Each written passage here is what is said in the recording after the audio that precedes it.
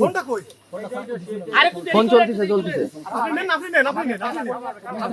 আরে আমি ওটা আপনি ওঠে। ওই যে আপনার ফোন চলতেছে। ফোনটা দেন ভাই। একদম গাড়ি ব্রে এমন টাইম আরে যা পানি দিলাম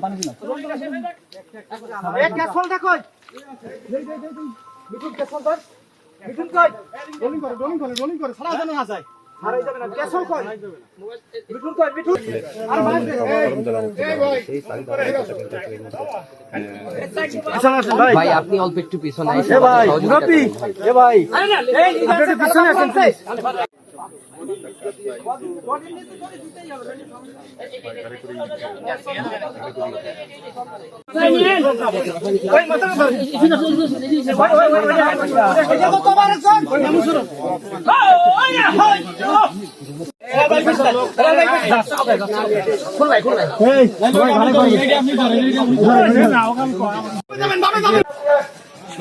ভাইয়া ক্যামেরা একটু ছবি নিয়ে বেশি করে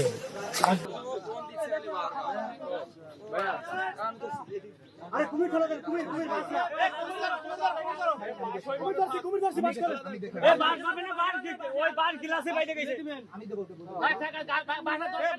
রহমতুল্লাহ আলাইহির দিঘিতে একটা বাচ্চা 7 বছরের একটা বাচ্চা মেয়ে কুমির আক্রমণ করে এবং বাচ্চাটিকে আমরা মৃত উদ্ধার করতে পারি।